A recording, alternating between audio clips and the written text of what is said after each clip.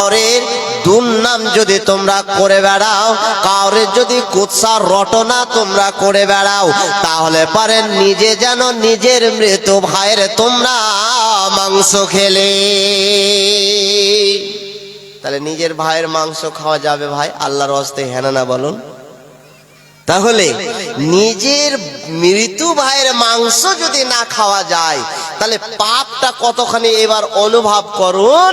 যে আমি যে লোকটার দুর্নাম করছি চায়ের দোকানে বসে বসে, আমি যে লোকটার সমালোচনা করছি, তাহলে সমালোচনা করছি মানে ওর আমি মৃত্যু ভাই যেমন মাংস খায়, ওর যেমন আমি মাংস টুকরে টুকরে খাচ্ছি। আপনি বলবেন মৌলভী সাহেব গীবতের মানে আপনার এটা বানাওয়াটি কথা হলো। আসল কি আল্লাহ পাকের রাসূল গীবতের সংজ্ঞা দিচ্ছেন যে গীবতটা কি। আল্লাহ পাকের রাসূল বললেন, আনাবি হুরায়রা রাদিয়াল্লাহু তাআলা আনহু ক্বালা ক্বালা রাসূলুল্লাহ সাল্লাল্লাহু আলাইহি ওয়াসাল্লাম আতাদরুনা মাল গীবা ক্বালু আল্লাহু ওয়া রাসূলুহু আলাম। আমার রাসূল বললেন, তোমরা শোনো, তোমরা গীবত কাকে বলা হয়, গীবতটা কাকে বলে তোমরা জানো? নবী আমার প্রশ্ন করলেন যে গীবত কাকে বলা হয় তোমরা বলো। আল্লাহ পাকের রাসূলের সাহাবীরা কোনো হট্টগোল নয়, মা এবং বোন একটু শান্তভাবে বসে যান। আল্লাহ পাকের রাসূল যেমন প্রশ্ন করা গীবত কাকে বলা হয় বলো, আল্লাহ পাকের রাসূলের সাহাবীরা বললেন কালু আল্লাহু ওয়া রাসূলুহু আলাম। এই ব্যাপারে আল্লাহ পাকের রাসূল আমাদের চাইতে বেশি জানেন। আল্লাহ পাকের রাসূল বললেন ক্বালা যিকরুকা খাখা বিমা ইয়াকরাহু। আল্লাহ পাকের নবী বললেন, সেই সংজ্ঞাটা দিচ্ছেন যে তুমি তোমার ভাইয়ের তুমি এমন ভাবে গুণগুলো তার বর্ণনা করছো, যে বর্ণনা করছো যে কথাগুলো যদি ও শুনতে পায়, তাহলে পারে কোনো ধরন মাধ্যম দিয়ে যদি ও জানতে পেরে যায়, তাহলে পারে ও তোমাকে খারাপ মনে করবে। তাহলে তোমাদের এটাই হয়ে যাবে গীবত। পাবে না যে ভাই আমি যে আপনার দুর্নাম করছি, মনে করছি এই লোকটা খুব ভালো, আমার যেহেতু ওর আমি দুর্নাম করছি তো বলবে না যে না, হতে পারে ওই খবরটা পেয়ে যাবে, তখন কি করবে ওইটাই মানে আপনার জন্য তখন হয়ে যাবে, ছিল দোষ ছিল ভালো হয়ে যাবে দুশমন। আমাদের সমাজের মধ্যে একটা কথা আছে কি, যে মাওলানা ওর ভিতরে আছে, ওর ভিতরে আছে তো আমরা কি বলতে পাবো না? আমরা এগুলো বলি যে না না না ওর কথা বলবো না, মানে ওর ভিতরে আছে যে আমি সত্য বলছি।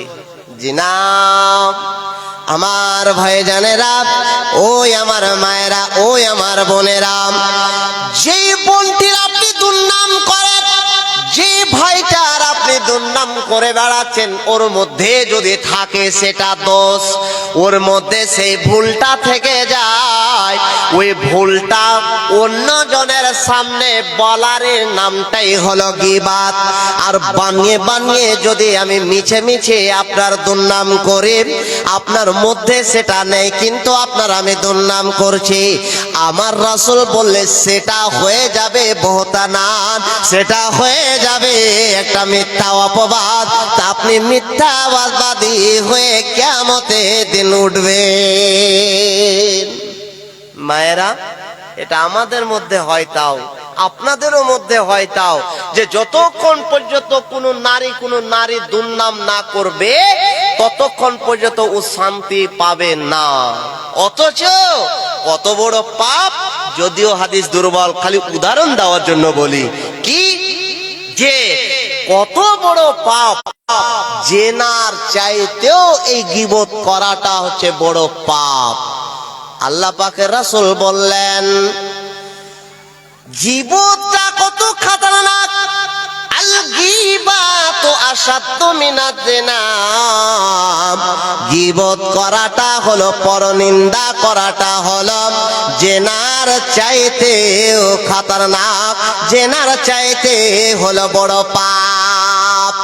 আমার ভাইজানেরা, আপনারা প্রশ্ন করবেন, একটা জিনাকারী জিনা করেছে, তার চাইতেও বড় পাপ কি হতে পারে? কেন হবে রে বন্ধু? আমার ভাইজানেরা, মনোযোগ করে সুন্দরভাবে উঠার চেষ্টা করুন। কি আমার রাসূলের সাহাবীরা অমনি ভাবে প্রশ্ন করলেন, হে আল্লাহ পাকের রাসূল, গীবাতটা কি করে জিনার চাইতে খতরনাক হতে পারে? জিনার চাইতেও বড় পাপ কি করে হতে পারে? আমার নবী বললেন, আমার ভাইজানেরা, গুনাহ হলো দুই প্রকার। এক প্রকার হলো হুকুকুল্লাহ, আর একটা হলো হুকুকুল ইবাদ। হুকুকুল ইবাদ একটা হলো আল্লাহর হক, যেটা হলো আপনি একটা ভুল করে দিয়েছেন, ওই ভুলটা যতক্ষণ পর্যন্ত আপনি এমন একটা হুকুকুল্লাহ, আল্লাহর হক কোনগুলা গুনাহ আপনি কি করেছেন? আপনি রাস্তা দিয়ে চলছেন, ইতিমধ্যে কারোর গায়ে একটা আপনি ঠেসা লাগিয়ে দিলেন, ওই কুকুরটাকে আপনি কি করলেন? মেরে দিলেন। আমার ভাইজানেরা, এই পাপ আপনি এইরকম ভাবে যে পাপগুলো করেছেন, যেটা আল্লাহর সাথে ডাইরেক্ট আপনি পাপ করেছেন।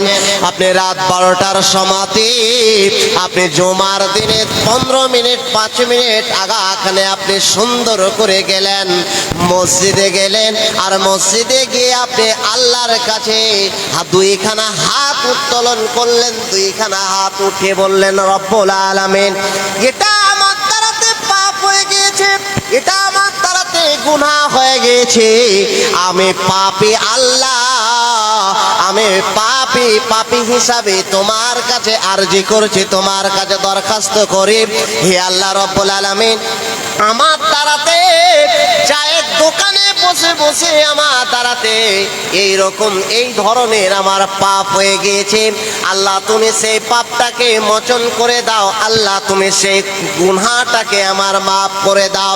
যেটা হুকুকুল্লাহ, যেটা আল্লাহর সাথে আপনি ডাইরেক্ট গুনাহ করবেন, আমার আল্লাহ রব্বুল আলামিন বলছেন, ও বান্দা তুমি কি করো? তোমার জীবনে যেগুলো পাপ ছিল, তোমার পাপগুলোকে মোচন করে দিলাম, আমি আল্লাহ তোমার গুনাহগুলোকে ক্ষমা করে দিলাম। হুকুকুল ইবাদ কোনটা? যেটা হলো বান্দার হক। সেই বান্দার হকটা কোন গোলের বন্ধু? আপনার ভাইয়ের আপনি জমিটাকে দখল করে নিয়েছেন, আপনি এমন কোন একটা মানুষের ক্ষতি করে দিয়েছেন, যে লোকটা আপনার উপরে বেজার হয়ে আছে, আপনার উপরে নাখোশ হয়ে আছে। আপনি কি করেছেন? আপনাকে 20,000 টাকা ধার দিয়েছিল, আপনি ওই টাকাটাকে যখন চাইতে আসলো, আপনি রক্তের গরমে পাটের দাপটে আপনি বংশের পরিচয় এবং বড় বংশের ছেলে বলে আপনি তাকে কি করলেন? আপনি তাকে কি করলেন? টাকাটাকে বেঈমানি করে দিলেন, আপনি জমিটা দাপিয়ে নিয়েছেন, জমিটাকে আপনি নিয়ে নিয়েছেন।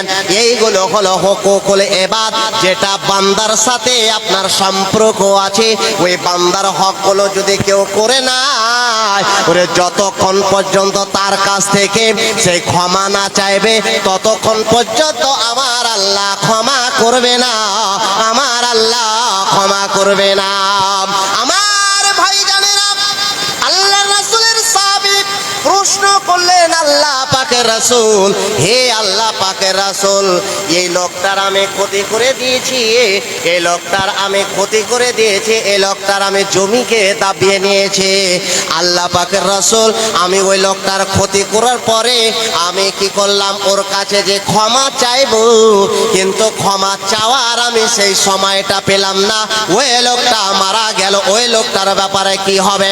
আমার রাসূল বললেন, এইরকম যদি তোমার সামনে ঘটনা ঘটে যায়, এইরকম যদি তোমার সামনে চলে আসে, ওই লোকটার আপনি ক্ষতি করেছেন, আর ওই ক্ষতি করার পরে ওনার কাছে আপনি ক্ষমা চাইবেন, এইরকম আপনি সময় পেলেন না, তার আগে সেই লোকটা মারা গেল, সেই লোকটা দুনিয়ারা হয়ে গেল, তাহলে আল্লাহ পাকের রাসূল বললেন যে তোমার জন্য জরিমানা হলো, তোমার উচিত হবে তোমার এটাই ফায়সালা যে যতদিন পর্যন্ত এই দুনিয়ার বুকে যতদিন পর্যন্ত বাজবে ওরে, যতক্ষণ পর্যন্ত তোমার শ্বাস চলবে ততক্ষণ পর্যন্ত তার জন্য মাগফিরাতের দোয়া করতে হবে।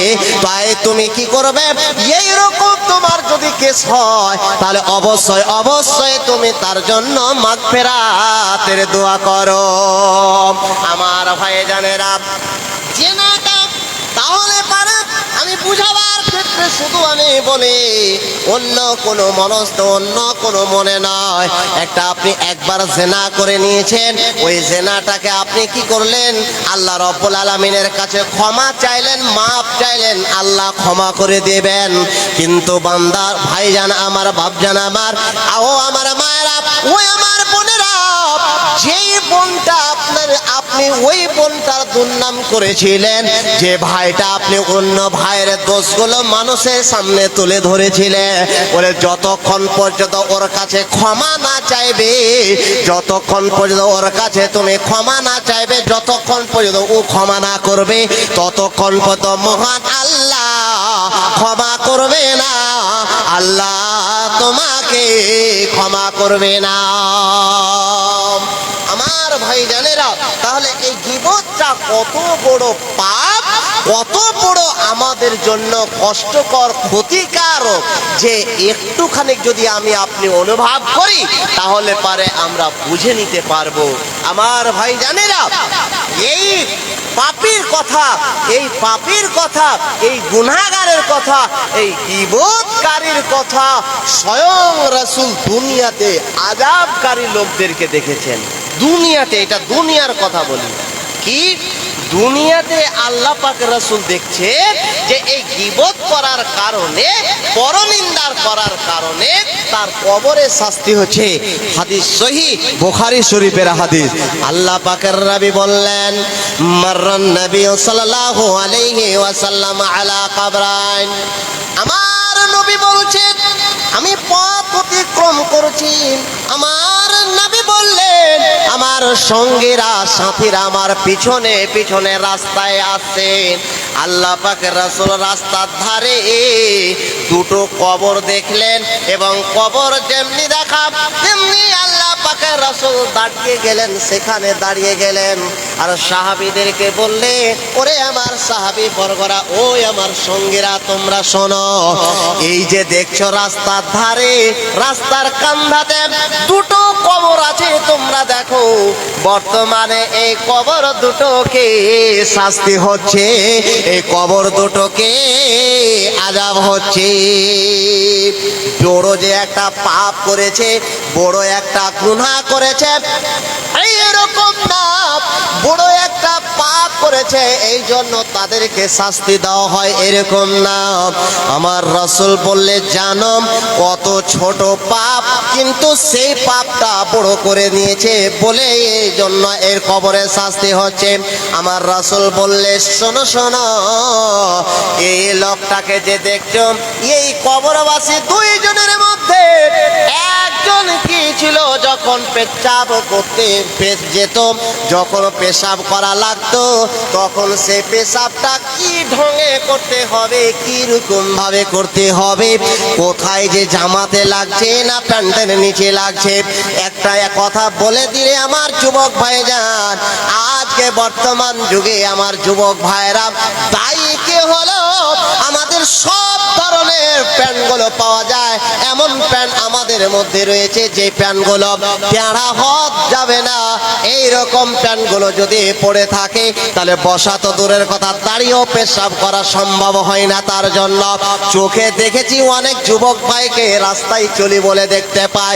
আমার ভাইজানেরা, এই যে যখন আপনি পেশাব করতে বসবেন, সুন্দর করে এমন ভাবে আপনি পেশাব করতে বসুন, পারত পক্ষে আপনি পশ্চিম দিকে মুখ করে পেশাব করবেন না, আর আর পূর্ব দিকে মুখ করে পেশাব করতে হবে না। আমার ভাইজান ব্যতিক্রম যদি হয়ে যায় কোনো অসুবিধা নেই, তাহলে চেষ্টা করতে হবে বেঁচে থাকা। একটা হলো বিধান, দ্বিতীয় বিধান হলো মৌলভী সাহেবকে আজকে তুচ্ছ মনে করে আর সমস্ত ছেলেদেরকে মিশন মিশন বলে আপনি কি করেন, মিশনকে প্রাধান্য দিয়ে দিয়েছেন আর মক্তবের মৌলভীকে আর ওই মাদ্রাসাটাকে আপনি খারাপ নজরে দেখেছেন যে এই মক্তবে পাঠাতে গেলে কি হবে, এই মাদ্রাসায় পাঠাতে গেলে কি হবে। এই মাদ্রাসাটাকে একবারও আপনি লক্ষ্য করলেন না, মসজিদের মৌলভীকে আপনি লক্ষ্য করবেন না, করলেন না।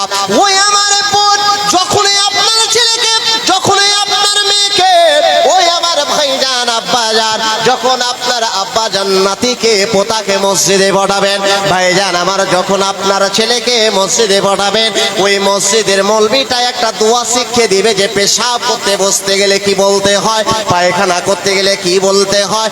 এই রকম একটা নবীর আদর্শ, যেই রকম পেশাব করতে করা লাগে ওই রকম ভাবে শিখিয়ে দেবে আমার ভাইজানেরা। তাহলে পারে পেশাব করার নিয়ম আমাদের জানতে হবে, দোয়াটা পড়তে হবে। কয়জন ছেলে, কয়জন আমরা আছি যে পেশাবের সময় বলে আমার ভাইজানেরা, ওই লোকটা কি করতো, যখন পেশাব করতে বসতো তার পেশাবের ছিটাগুলো কোথায় লাগতো, ভ্রুক্ষেপ করতো না, ওই পেশাব থেকে বাঁচতো না। ওই পেশাব থেকে না বাঁচার কারণে তাকে কবরে শাস্তি হচ্ছে।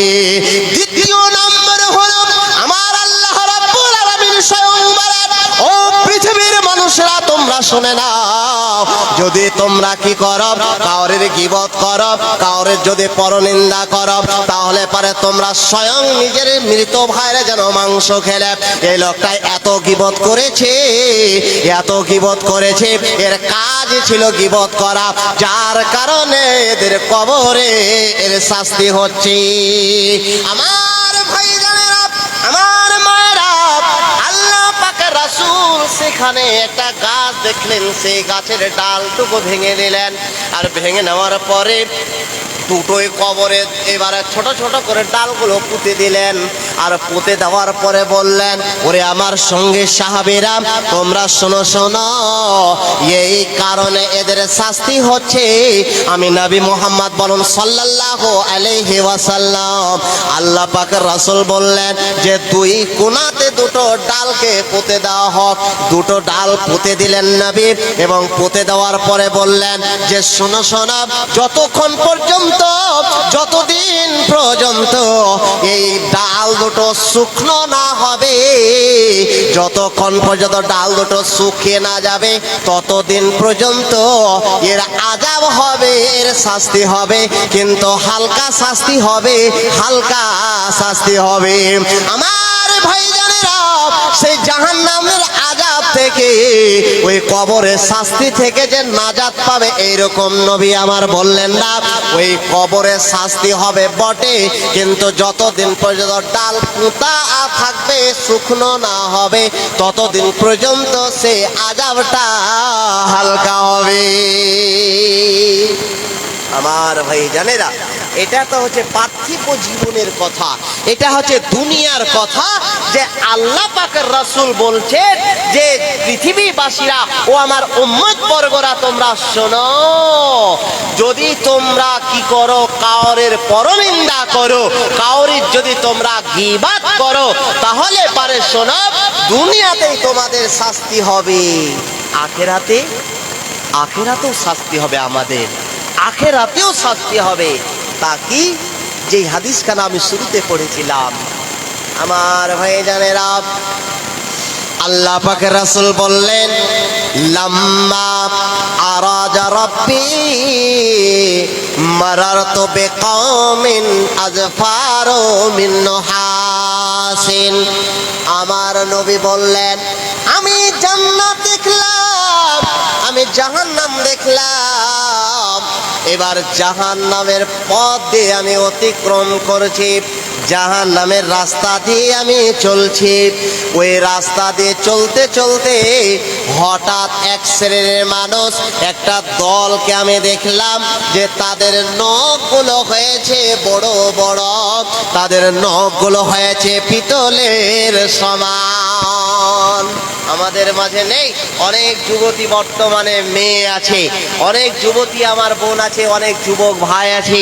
বিশেষ করে এই যে গেম খেলা প্লেয়ার গুলো, যেইগুলো বাচ্চা আজকে ফ্রি ফায়ার, যেইগুলো বাচ্চা, যেগুলো যুবক ছেলে রাত রাত জেগে জেগে এই যে বিভিন্ন রকমের গেম গুলো খেলছে, দেখবেন এদের নখগুলো বড় বড়।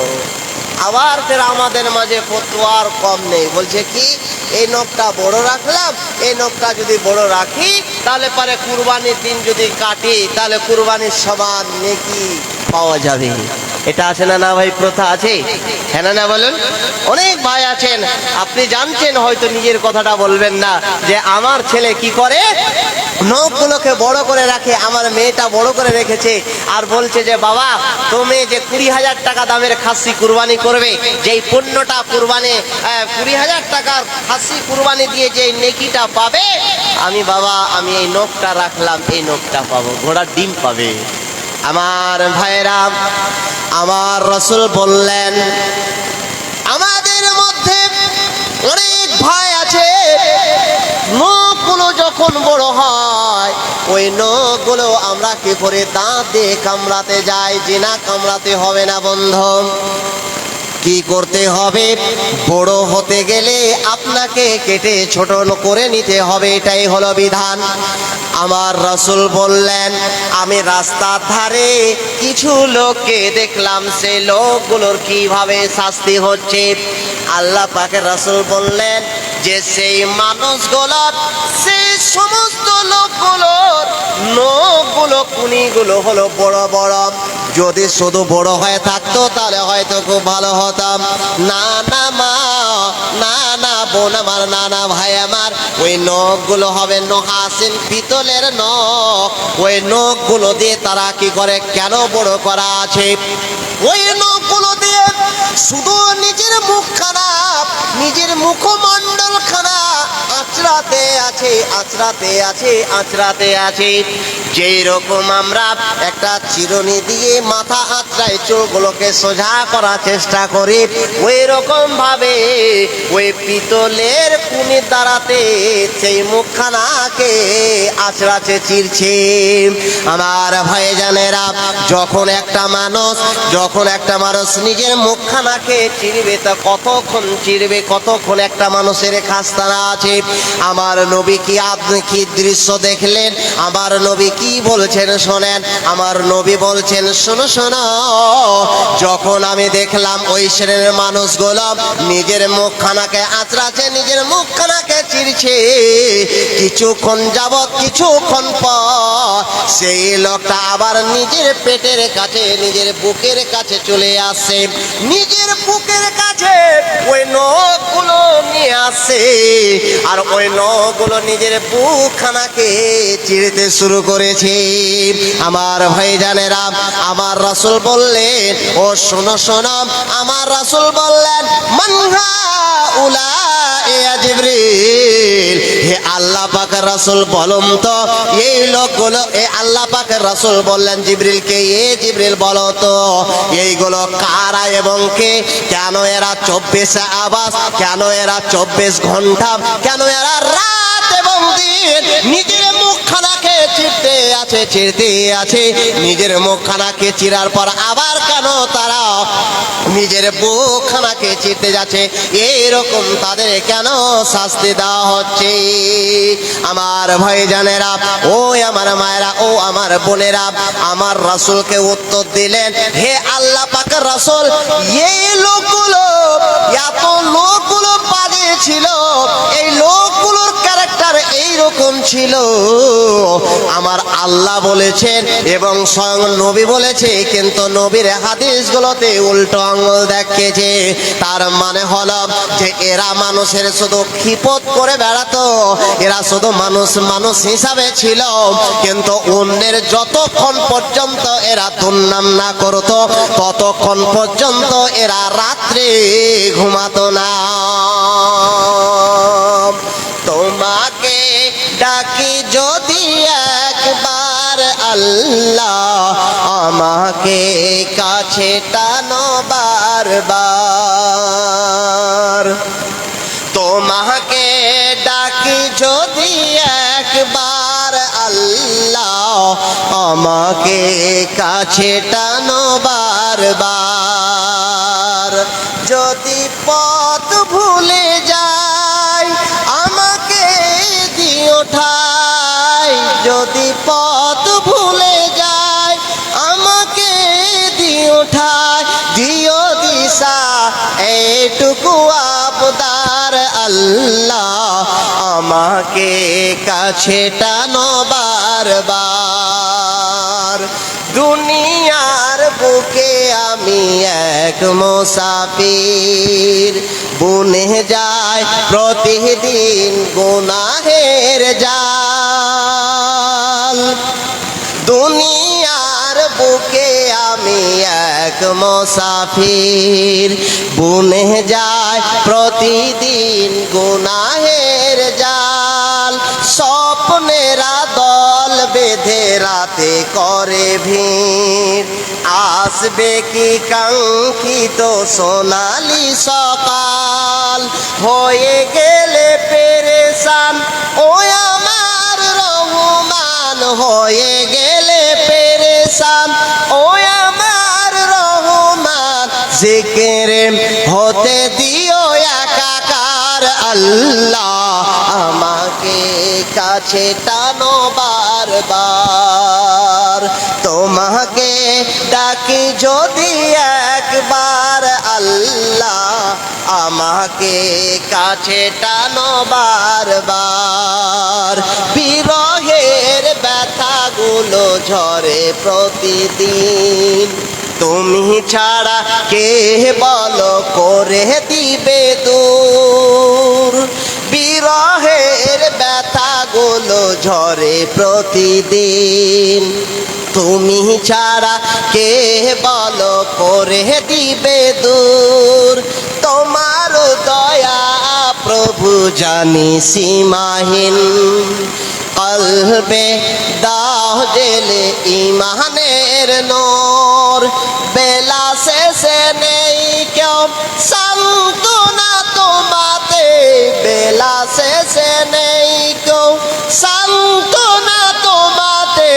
তুমি ছাড়া নেই কেউ এই আমার আল্লাহ, তোমাকে ডাকি যদি একবার আল্লাহ, আমাকে কাছে টানো বারবার। যদি পথ ভুলে যাই আমাকে দিও ঠাই, যদি পথ ভুলে যাই আমাকে দিও ঠাই, দিও দিশা এইটুকু আবদার আল্লাহ, তোমাকে ডাকি যদি একবার আল্লাহ, আমাকে কাছে টানো বারবার। আচ্ছা ভাইজান, তাহলে কিছু কথা আপনাদের সামনে রাখা হলো। কি বিষয়ে বলুন তো বাপ, কি বিষয়ে ভাই বলুন তো, আল্লাহর হস্তে বলুন। গীবত সম্পর্কে, তাই তো? আচ্ছা, আপনারা কি কথা বলতে জানেন না, না বলেন না? আসলে কোনটা বলুন, কি বিষয় ভাই? গীবত বিষয়। তাহলে গীবতটা আমরা এতটা বুঝতে পারলাম যে কত খাতারনাক, কত ভয়ানক, কত আমাদের বড় পাপ। যে একটা হলো যে নিজের মৃত ভাইয়ের মাংস খাওয়াটা ভালো, কিন্তু কি করা ভালো নয়, নিজের জীবিত ভাইয়ের মাংস খেতে যেমন অপছন্দ করি, তেমনি যেমন এই গীবতটাকে আমরা এতটা ঘৃণার নজরে দেখি। যদি গীবতটা করি মায়েরা, গীবতটা করি বোনেরা, তাহলে পারে এত বড় খাতারনাক সেই পাপটা, যেই পাপটা করতে গেলে দুনিয়াতেই শাস্তি পাওয়া যাবে, যা হাদিস দ্বারা প্রমাণ করলাম। আখেরাতে মৃত্যুর পরে জাহান্নামেও শাস্তি হবে, যেই শাস্তিটার কথা আমি তুলে ধরলাম। আসুন, আজকে আমরা বেশি পাপী হয়ে গেছি বাপ, আজকে আমরা বেশি পাপী হয়ে গেছি বন্ধু, যার কারণে আমাদের এইরকম অবস্থা হয়ে দাঁড়িয়ে গেছে যে আমাদের বাড়িতে অভাব মিটে না, অভাব মিটে না। যদি জিজ্ঞেস করি, শুধু একটা পাপকে তুলে ধরলাম আমি, আরো অনেক ধরনের অনেক পাপের ফের আবার তো রাস্তা একটা নয়, পাপের রাস্তা অনেক আছে। অনেক ভাই সালাত আদায় করেন না, এটা একটা পাপ। অনেক ভাই বাবা মা বৃদ্ধ হয়ে আছে, বিছানায় শুয়ে আছে, হয়তো আপনি দেখছেন না, ভাগে ভাত খাওয়াচ্ছেন, এরকম একটা সাইড হলো। এই ধরনের যে আমরা পাপ করি, যার কারণে আজকে আমাদের মধ্যে শান্তি বলে কোনো জিনিস নেই। সময় পেলে মা এবং বোন, কি কি কারণে আজকে গুনাহগার নারীরা, যদিও নারী হিসাবে আছে কিন্তু ওই নারীটা গুনাহগার, সময় পেলে ইনশাল্লাহ আপনাদেরকে বলবো। আজকে শুধু মানুষের যে অভাব, আজকে যদি আপনি আমি বলি যে ভাই আপনি কেমন আছেন, আপনি স্টপ করে বলে দেন যে আমার খুব অভাব চলছে মৌলভী সাহেব। এখন যদি বলি যে আপনারা 2000 টাকা দিন তো ভাই, 1000 টাকা দিন তো, টাকাটা দিতে পারবো না আমরা। এই যে মানুষ আজকে বেশিরভাগ পাপ করার কারণে আজকে আমাদের পরিবারে অভাব মিটে না, অভাব মিটে না। এই যে অভাব মিটে না, এই অভাব মিটে না, না মিটার কারণ, না মিটার কারণ অনেকগুলো আছে। আজকে আপনাদের সামনে 8টা তুলে ধরছি। 8টা কি? 8টি কারণে মানুষের বাড়িতে অভাব দূর হয় না। সব সময় অনটন লেগে আছে, অভাব লেগে আছে। আমার দাদু, আপনার দাদু কি খেত আর না খেত, দিন কাটিয়ে দিত, শুধু জলপান করে কাটিয়ে দিয়েছে, ওরা বাঁচতে পেরেছে, ওরা থেকেছে। আর আজকে বর্তমানে অনেকে আমরা কত দামি দামি খাবার, তবু পেটে লোড নিচ্ছে না, খেতে পাচ্ছি না। এত সুখ থাকা সত্ত্বেও আমরা বলি যে আমাদের অভাব দূর হয় না। কিসের কারণে? নাম্বার ওয়ান, এই যে আমি বলছিলাম কবরের শাস্তি হচ্ছে, শুধু লম্বা করে নয়, ছোট করে বলি কি, যে আজকে মানুষের বাড়িতে অভাব থাকার একটা কারণ হলো এত সুযোগ হয়েছে তাও ভুল করছে। কি? যে এরা কি করে, বাথরুমে ঢুকে কথা বলে। নাম্বার ওয়ান, যেই বাড়িতে আগে আমার মা বোন, আমার দিদাদেরকে দেখতাম যে 2-4 জন একই জায়গাতে পেচ্ছাব রাস্তার ধারে করতে হতো। সরকারের একবার কি হয়েছিল, সরকারের তরফ থেকে একবার অর্ডার হয়েছিল যে মাঠে মাঠে শৌচালয়, মাঠে মাঠে পায়খানা, যারা করছে ছবি তুলুন। ছবি যারা ICDS এ চাকরি করে বা আপনারা হয়তো এলাকায় শুনেছিলেন ভাই, ছবি করে বেড়াচ্ছিল না, ছবি করে বেড়াচ্ছিল এইরকম। তো আজকে পায়খানার উপরে পায়খানা, কত সুন্দর করে নিজের বাথরুম করেছি আমরা, কিসে?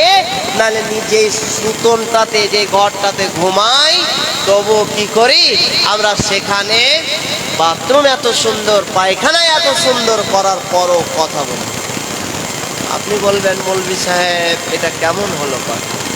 ভালো হলে নেবেন আর মন্দ হলে ছিঁড়ে ফেলে দিবেন। কি?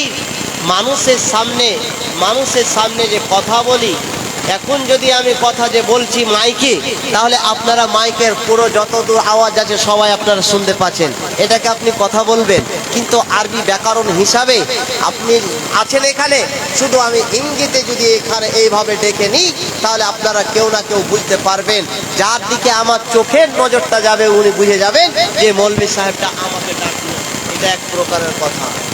এবারে আমার ভাইজানেরা, যে সমস্ত ভাইয়েরা, যে সমস্ত মায়েরা, যে সমস্ত বোনেরা আপনারা কি করেন, সুন্দর করে ব্রাশে আপনি কি করেছেন, কলগেট বিভিন্ন রকমের নিয়েছেন, আর কলগেট ওই ব্রাশটাতে সুন্দর করে কলগেটটা নিয়ে আপনি পায়খানা করতে বসেছেন, আর ওই ব্রাশটা আপনি ঘষতে আছেন। আপনি বলুন তো সেই সমাখানে আপনার মুখ থেকে কথা বের হচ্ছে, জয়বার হচ্ছে, তো এরকম বের হচ্ছে না, হয় না? অনেক আমাদের মধ্যে ভাই আছে যে যতক্ষণ পর্যন্ত ওই ভাইটা মুখে বিড়ি না দেবে ততক্ষণ পর্যন্ত সে পায়খানা করবে না। আছে না ভাই? আছে আমাদের মাঝে। আছে কি? যে বিড়ি না হলে পায়খানা হবে না। এতদিন শুনতাম আমার বাবা কাকাদের মুখ থেকে শুনতাম যে বিড়ি মুখে না দিলে পায়খানা হয় না। এখন বর্তমানে কিছুদিন হলো শুনতে পেয়েছি, কিষানগঞ্জ যাচ্ছিলাম তো দালকোলার একটু এদিকে দেখছি একটা যুবক ছেলে এত পেশাব করা লেগেছে, এত পেশাব করা লেগেছে যে থামতে না পেরে নিচে নেমেছে। আর নিচে নামার পরে যে জেল আছে ওই মানে গেটের নিচে একবারে চেলে মানে লাইনে একবারে চেনটা খুলে পেশাব করতে শুরু করেছে। আগে বিড়িটা মুখে দিল, তারপর তো আমি ছেলেটাকে উঠার পরে তো আমি বললাম যে ভাই তুমি একটু আগে বললা যে খুব পেশাব করা লেগেছে, তো তুমি এরকম কেন গো, এরকম কেন করতে গেলা? তো বলছে মৌলভী সাহেব আর বলি কেন জি ভাই কেন? তোমরা ফের যেখানে সেখানে বলে দেবে নাকি? বললো না। কেন জি কহ? বলছে যতক্ষণ পর্যন্ত বিড়িটা মুখে না দিব ততক্ষণ পর্যন্ত হাত পেশাবই হবে না। আমার ভাই জানেরা, তাহলে পারে মুখে শুধু উচ্চারণ করলে কথা বলা হয় না, শুধু আওয়াজ দিয়ে ডাকলে আপনাকে আমার ডাকা হলো না এইরকম না। মানুষ ইশারাতান যদি কথা বলতে যায় তাহলে সেটাও হয়ে যাবে। তাহলে পারে আমাদের যখন দ্বিতীয় নম্বর হলো যখনই আমরা পেশাব করতে বসবো, পায়খানা করতে বসবো, আদবের সহিত বসবো। আল্লাহুম্মা ইন্নী আউযু বিকা মিনাল খুবুসি ওয়াল খাবায়েস। কেবলমাত্র 4টা বাক্য যদি আমি মুখস্থ করে নিই, এই দোয়াটা আপনি যদি মুখস্থ করে নেন তাহলে পারে এটা সুন্নতি পদ্ধতি হলো। আর যতক্ষণ পরিমাণে সুন্নতি পদ্ধতি যাবে ওই লোকটার বাড়িতে কোনো সময় অনটন হবে না, কোনো সময় অভাব যে দূর হয়ে যাবে, এইরকম অভাব দূর হয়ে যাবে। যখন আমরা পেশাব কিংবা পায়খানা করতে বসবো রে মা, যখন আমরা পেশাব পায়খানা করতে বসবো রে বোন, আমরা খেয়াল করব, আমরা যেন খেয়াল করি দোয়াটা পড়া। যখন আমি বাথরুমে যখন আমি পাটা রাখতে যাব, ওই পাটা রাখার আগে আগে আমার মুখ থেকে যেন ওই দোয়াটা বেরিয়ে যায়। আর যতক্ষণ পর্যন্ত পায়খানা করব, খবরদার খবরদার, এটা আপনি আমি বাজে অভ্যাস করে নিয়েছে যে যতক্ষণ পর্যন্ত বিড়ি ফিমল এইগুলো মুখে না দিলে পায়খানা হবে না। এই বাজে কথা, এই বাজে কথা আমার ভাই জানেরা।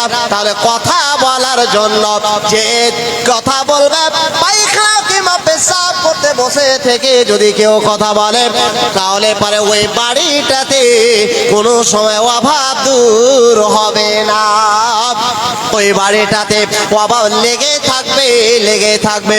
এবং যেই সমস্ত ভাই জানেরা, যেই সমস্ত মায়েরা, যেই সমস্ত বোনেরা যদি আপনারা ল্যাট্রিনে বসে কথা বলেন তাহলে পরে আল্লাহ রব্বুল আলামিন আপনার ওপরে সন্তুষ্ট হয় না, আপনার ওপরে রাগান্বিত হয়ে যান। তাই আমার রাসূল বললেন যখনই পেশাব পায়খানা থেকে ফারেক হয়ে যেতেন, যতক্ষণ পেশাব কিংবা পায়খানা করতে ততক্ষণ পর্যন্ত আল্লাহর নাম নিতে না। ওই জন্য আমার রাসূল বলছেন যে যখন কমপ্লিট হয়ে যেত তখন আমি দোয়া পড়তাম। ছোট দোয়াটা মনে করলেন, শিখালেন গুফরানাকা রব্বুল আলামিন, তুমি আমাকে ক্ষমা করো, তুমি আমাকে ক্ষমা করো।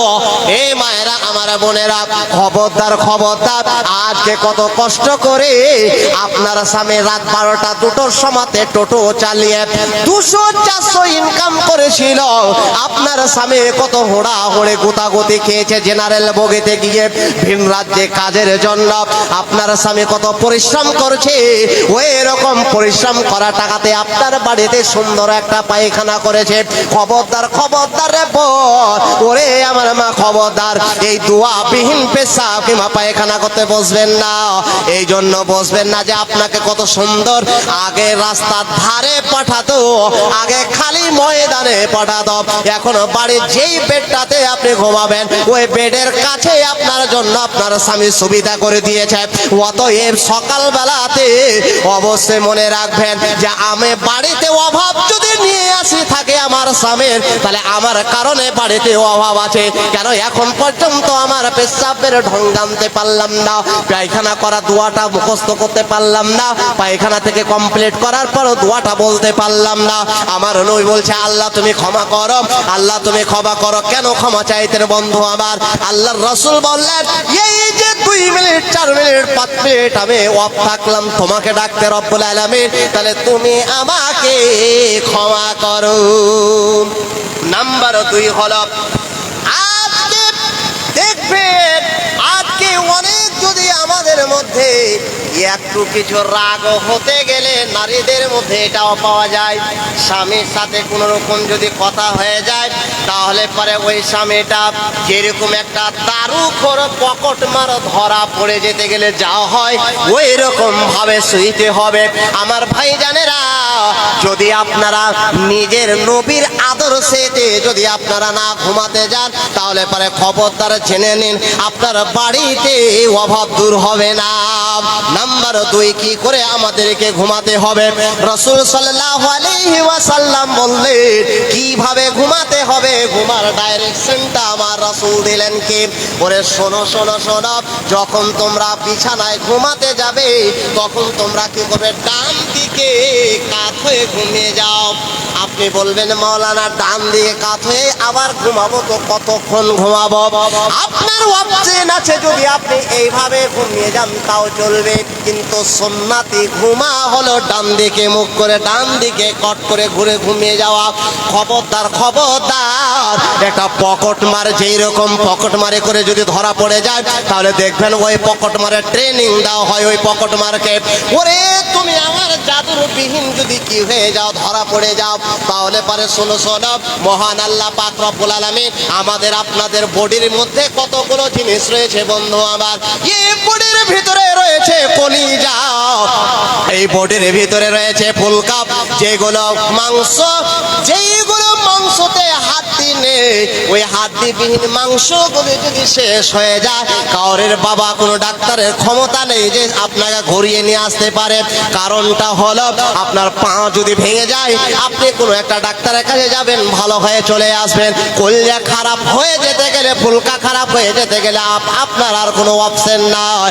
আমার ভাইজানেরা, তাই আমি বলতে চাইছি কি যে পকেট মারি যারা করে, যে সমস্ত পকেট মারি আলাকে ট্রেনিং দেওয়া হয় ওই পকেট মারকে বলে দেয় যে তুমি মানুষের পকেট মারি করবে, আর যখন ধরা পড়ে যাবে ওই ধরা পড়ার সাথে সাথে তুমি উপুড় হয়ে থাকবে। খবরদার খবরদার, তোমার পিঠের ওপরে যতই লাত মারুক না কেন, তোমার পিঠের ওপরে যতই প্রহার করুক না কেন, তোমার পিঠের যদি হাড্ডিগুলো ভেঙে যায় তাহলে কালিয়াচকে এমন হসপিটাল আছে যে কালিয়াচকে হাড্ডিটাকে জয়েন করে দেবে। খবরদার খবরদার, তুমি পিঠকে তুমি পেটে মারতে দেবে না। এই ভোরের কাছে তোমার আছে কাল, এতে আছে তোমার হৃদয়, এতে আছে তোমার বিভিন্ন রকমের মাংস, যেগুলোতে হাড্ডি লাগানা, এইগুলোকে নষ্ট করতে যাবে না। আমার ভাইজানেরা, ওই লোকটা কি করবে, যেই মা বাবাটা, যেই ভাইটা আমার, যেই মাটা আমার, বোনটা আমার এই উপুর হয়ে শুয়ে থাকবে, উপুর হয়ে শুইবে। যদি উপুর হয়ে শুয়ে যায় তাহলে শুনে নেন আপনার বাড়িতে কখনো অভাব দূর হবে না। তাহলে আমরা বুঝতে পারলাম যে আমার নবীর আদর্শ হলো আল্লাহ পাক রাসূল বললেন যে যখন তোমরা ঘুমাতে যাবে ওই ঘুমার সময়খানে তোমরা খেয়াল রাখবে আল্লাহুম্মা ইন্নী আউযু বিকা, আল্লাহুম্মা ইন্নী আউযু বিকা, আল্লাহুম্মা ইন্নী আউযু বিকা, কি একটা দোয়া আছে, আল্লাহুম্মা বিইসমিকা আমুতু ওয়া আহইয়া। ওরে যখন তোমরা ঘুমাতে যাবে তখন তোমরা এই দোয়াটা পড়ো। ওই যে সুন্দর বিছানা খানা, যেই গদিখানা আপনার স্ত্রী নিয়ে এসেছে ওই গদিখানাতে চট করে আপনি কুদ দিয়ে পড়ে যাবেন না, ওই নবীর আদর্শ নয়। আমার নবী বলছে শোনো শোনো, যখন তুমি ঘুমাতে যাবে, যখন তুমি ঘুমাতে যাবে বিছানায় শুইতে যাবে অবশ্যই তুমি সেই দোয়াটা পড়ো, এবং পড়ার সাথে সাথে ডান দিক এবং ডান দিয়ে কাত হয়ে পশ্চিম দিকে মুখ করে তুমি ঘুমিয়ে যাও। ওই ঘুমন্ত অবস্থাতে চোখ বুজে গেছে যেই রকম ভাবে সেই দিকে চলে যান, কোনো আপত্তি নেই, কিন্তু শোয়ারও একটা আদব আছে রে বন্ধু, শুয়ারও একটা ঢং আছে, ওই ডান দিকে শুইতে হবে। আর যদি মনে করেন যে না মৌলভী সাহেব আমি উপুর হয়ে শুতে, আমি উপুর হয়ে শুয়ে যাই, আমার স্বামীর সাথে একটু টকঝক হয়ে গেছে, কথা কাটাকাটি হয়ে গেছে, তাহলে পরে আমি মুখ ঘুরে উপুর হয়ে শুয়ে থাকবো, আল্লাহর কসম, আল্লাহর কসম আপনার বাড়িতে কোনো দিন অভাব দূর হবে না। অভাব দূর না হওয়ার কারণ হলো যেই লোকটা কি করে, যেই নারীটা কি করে, শুয়ার সমাতে আদবের ঘুমালো না, শুয়ার সমাতের শরীয়তকে দেখলো না, উপুর হয়ে সেই রাতটাকে কাটিয়ে নিল। 3 নম্বর হলো ওই লোকটার বাড়িতে অভাব দূর হয় না রে বন্ধু, যেই লোকটা কি করে কবরস্থানে যায়, আর কবরস্থানে গিয়ে তারা হাসাহাসি করে, কবর হাসাহাসি করে না জি ভাই? আচ্ছা, এই এলাকায় কান্তাতে বা নিজের জায়গাতে কবর, তাই না কবরস্থান আছে ভাই? কবরস্থান আছে, তাই তো? আলহামদুলিল্লাহ বলুন, আলহামদুলিল্লাহ বলুন। কবরস্থান আছে তো ভালো লাগছে আমাদের। আমি যেই জায়গাতে থাকি, মোবাইল হচ্ছে বলে জায়গার নাম বলবো না, নাহলে সকালবেলায় আমাকে মার খেতে হবে যে তুমি আমাকে 20 লাখ টাকা, নিচে বিঘা জমি নাই, তুমি 20 লাখ টাকার মধ্যে 10 লাখ টাকা দাও, আমি তো কোথায় পাবো ভাই? তাহলে সব থেকে বড় দুঃখের কথা হলো আমি খুব একটা গরিব ঘরের ছেলে, আমার পিসিরা হলো 6 জন, এই পিসি 6 জনের মধ্যে একজন পিসি অতিরিক্ত আমাকে শক্ত ভালোবাসেন, কিন্তু ওই পিসিটা খুব ভালোবাসতেন, কি বলে যে ভাতিজার আমি ওয়াজ শুনবো। কিন্তু ওই জায়গাতে যখন আসলাম, দুর্ভাগ্যের বিষয় আমার পিসির কপালে লব্ধ না, আমি কেবল বক্তব্য ফিলতে আসলাম, আর আসা মাত্রই আমার পিসিটা মারা গেল। আমার কথাটা মনে আছে, আমি যখন যেতাম ছাত্র জীবনে, আমার পিসির বাড়িতে খুব আমাকে ভাতিজা বলে আদর করত, স্নেহ করত, ভালোবাসা দিত। আর সেই পিসিটা আমার ওয়াজ শোনার জন্য, আমার ওয়াজ শোনার জন্য মনেই থেকে গেল, আমার পিসিটা মারা গেল। জানাজাটা পড়ালাম, জানাজাটা পড়ে এইবারে যেই জায়গাটাতে কবর দিয়েছে, যেই জায়গাটাতে দাফন করেছে, আল্লাহু আকবার, আল্লাহু আকবার। বর্তমানে মোট বোধহয় 12 বছর হলো। এই 12 বছর নাগাদ এখন একটু মনে পড়ছে যে আস্তে আস্তে বয়স হচ্ছে, আস্তে আস্তে আল্লাহকে একটু ডাকার আমিও চেষ্টা করছি ভাই, বেশি বেশি করে কি যে ডাকি, কোনো উপায় নেই। আমি একটু 2-3 বার গেলাম পিসির কাছে, যে কবরটাতে একটু জিয়ারত করে আসি, একটু খালি পিসির জন্য দোয়া করে আসি। আল্লাহর কসম গিয়ে যদি প্রথমে দেখছি, তাহলে আমার পিসির যেখানটা বুক, যেখানটা মাঞ্জা, ওই মাঞ্জার উপরে একটা আছে নাইন না কি বলেন আপনারা, নাইন, দুপাশে 2টা গরু বাঁধা। আপনার অন্তর কি বলবে? এগুলো হচ্ছে প্রবলেম। কবর, প্রদীপ কবরকে পরিবর্তন করা যায় না। কবর এমন একটা জায়গা, যেই কবরকে আপনি পা দিয়ে করতে পারেন না, পা উঠাতেও পারেন না, কিন্তু ব্যবহার করে আপনি করেন, কিভাবে করেন, এইগুলো সমস্যা আছে ওই জায়গাতে, যে জায়গাতে আমাদের এইগুলোতে আশা করি বুঝতে পেরেছেন। কি আমরা কেমন ভাবে কেউ যদি বিতর্ক করেন, আমি জোরহাত করে বলছি, আমি বিতর্কে যাব না। কেন? আমি অত বড় মাওলানা নই যে বিতর্কে আপনি যাব। কি আমি যেটা বলতে চাইছি, আমরা কিভাবে বললাম, আপনারা কিভাবে শুনলেন, এই আমলটা আমরা করতে পারলাম না। আজকে হাসি হয় না, আজকে আমাদের খুশি হয় না, আজকে যতক্ষণ মাটি দেওয়া হয়নি, ততক্ষণ মাটি দেওয়া হলে সবাই আমরা সারি সারি ভাবে লাল ধরে চলে গেলাম। যেতে হবে না, যেতে হবে না। হাত উঠিয়ে দোয়া যদি না থাকে, না দেন, তাহলে আপনাকে মনে মনে দোয়া দিয়ে আসতে হবে। এটাই শরীয়ত, এটাই শরীয়ত। আজকে খবর দেখছি, আজকে জিয়ারত করতে আগে মাওলানারা, আমরা কিভাবে যে বললাম, আগে আমরা জুম্মার দিনে বা আগে আমরা অন্যান্য আসরের নামাজ পড়ার পরে আমরা যেতাম 4-5 জন, আর 4-5 জন মিলে আমরা কবরের কাছে গিয়ে আমার দাদুরা যেত আর কেঁদে কেঁদে আসতো। বর্তমানে আছে? ভাগ পেয়ে নিয়েছেন বাবার। আমি দাদুর ভাগে পেয়েছি জমিতে, খুব 2-3 বাড়ি করে নিয়েছি। দাদুর কবরের কাছে কি কোনদিন গিয়ে একটুখানি দোয়া দিতে পেরেছি? বলছে জিয়ারত নেই মাওলানা। জি না, মুসলিম শরীফের হাদিস। রাসূল কি বললেন? আল্লাহ পাকের রাসূল বলছেন, শোনো শোনো, ওই তোমার দাদুর জন্য ও তোমার বাবা কবরে শুয়ে আছে, তোমার দিদা কবরে শুয়ে আছে, নানাও কম আদরের নয় রে ভাই আমার, ওই নানা কবরে শুয়ে আছে।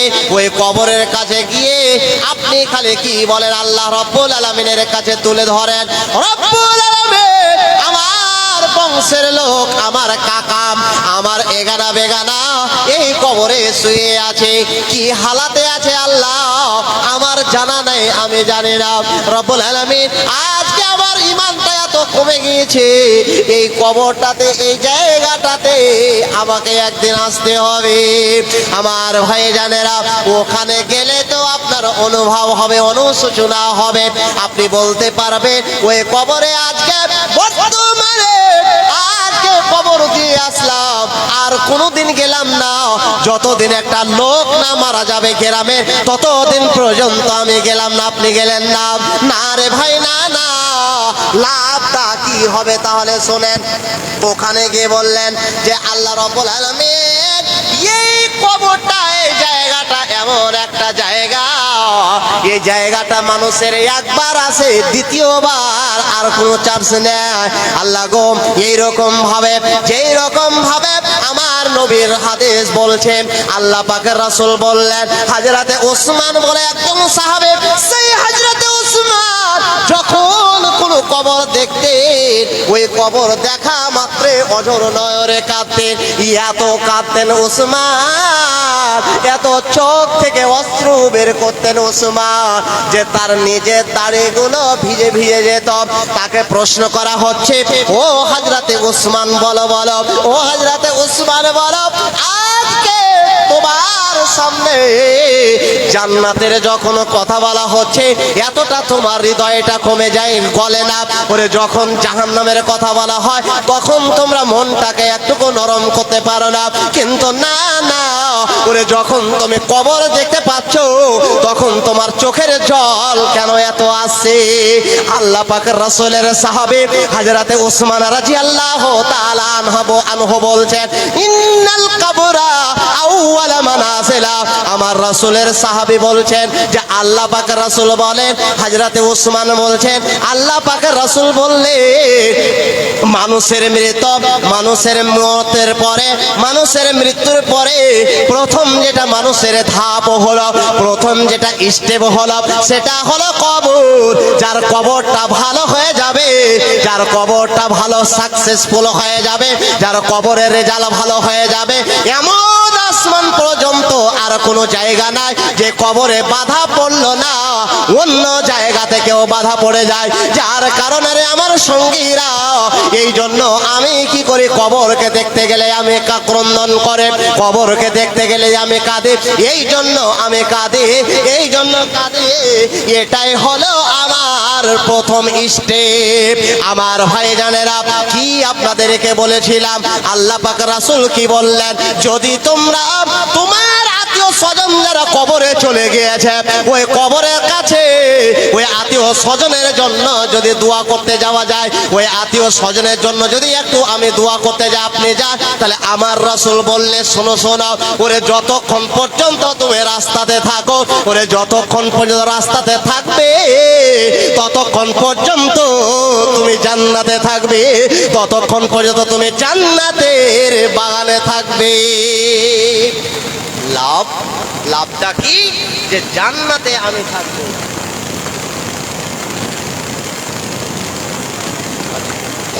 তো যাই হোক ভাইজানেরা আমার, তাহলে আমরা ইনশাআল্লাহ মুখে মুখে বলুন, যে শাস্ত্রী, যে শ্বশুরের জায়গাতে আজকে মা, আজকে আপনি বসে আছেন, আজকে সুন্দর করে দোতলা তিনতলা বাড়ি করে আছেন, বাবা আজকে আপনার দাদুর জমিতে বসে আছেন, সেই দাদু কবরে চলে গিয়েছে, যে দাদুকে আপনি স্মরণ করতেন না, সেই দাদুকে এসআর আপনাকে স্মরণ করাচ্ছে। ভাই ঠিক কিনা বলুন?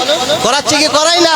নামটাতে কত কি করছি আমরা, কিন্তু একটুখানি নামাজে ভরে নেব, আর নামাজে যে বলবো আমি কোনো কাজে আছি মা, আপনি কোনো কাজে আছেন বোন, ওই কাজের ক্ষেত্রে আজকে আপনি বারবার করে আপনার দাদুর, আপনার দাদা শ্বশুরের, আপনার দাদা শাশুড়ির নাম দেখতে যাচ্ছেন, কি হয়ে আছে না হয়ে আছে, কিন্তু আপনি ওই কাগজটা দেখে কি বলতে পেরেছেন? আপনি আল্লাহর হস্তে বুকে হাত দিয়ে বলুন, আজকে কতদিন থেকে এই কাগজ নিয়ে আমরা ছুটাছুটি করছি, অথচ আমার আপনার সেন্সে আছে এইগুলো হচ্ছে রাজনীতি, এইগুলো হলো রাজনীতি, অন্য কিছু নয়।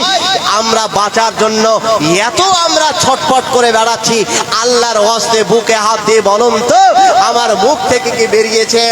আল্লাহ রাব্বুল আলামিন যে দাদুর নামটা ভুল হয়ে আছে একটু, ওই দাদুর নামটা যদি ভুল না হতো তাহলে পরে আমার এনআরসিতে এসআইআর এরকম আমাকে হ্যারাসমেন্ট হতে হতো না। আল্লাহ আজকে এইরকম রব্বুল আলামিন, এটা আমার দাদু, ও মা আমার বোন আমার, এটা হলো আমার দাদা শাশুড়ি, এটা আমার দাদা শ্বশুর, আল্লাহ জানি না কি হালাতে আছে। আল্লাহ তুমি তার হালাতটা যদি খারাপ হয়ে থাকে তাহলে আল্লাহ তুমি আমার দোয়াটাকে কবুল করো এবং আমার শ্বশুর শাশুড়িকে জান্নাতে দাও, আমার বাবা মাকে তুমি জান্নাতে দাও। বলেছেন? একটাও বলিনি। আমি কাগজ খান নিয়ে রাস্তাতে হাঁটছি, বাইকে যাচ্ছি, আমার ব্লকে যাচ্ছি, আপনি আপনার ব্লকে যাচ্ছেন, আপনি আপনার বিএলওর কাছে যাচ্ছেন, মুখে কি কোনো সময় আমি বলতে পেরেছি আহা যাদের জন্য আজকে, যাদের জন্য আমি প্রমাণ করতে চাইছি আমি ভারতবাসী, আমি ভারতে ছিলাম, ভারতে আছি, যাদেরকে নিয়ে আমি প্রমাণ করছি তারা কবরে শুয়ে আছেন, একটু কি তাদের জন্য কি দোয়া করতে পেরেছি ভাই? পেরেছি? পারিনি।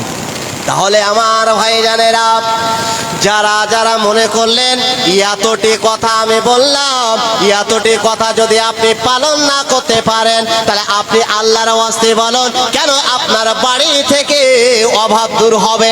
এই কারণে রে ভাই আমি কি বলতে চেয়েছিলাম, ও মা আমার বোন আমার, আমি কি বলতে চেয়েছিলাম? আমি বলিলাম স্বয়ং অভাব দূরের কথা বলতে গিয়ে বলতে বাধ্য হলাম। এইরকম ভাবে কবরকে নিয়ে যদি আমরা হাসাহাসি করে, কবরকে যদি আমরা স্মরণ না করি, যদি আমার আত্মীয় স্বজন যারা কবরে চলে গেছে তাদের জন্য দোয়াটা না করে, তাহলে বলুন তো কেন আমাদের বাড়ি থেকে অভাব দূর হবে? এই কারণে আমার আপনার বাড়ির অভাব দূর হয় না। 4 নম্বর হলো হাত না ধুয়ে খেতে বসা।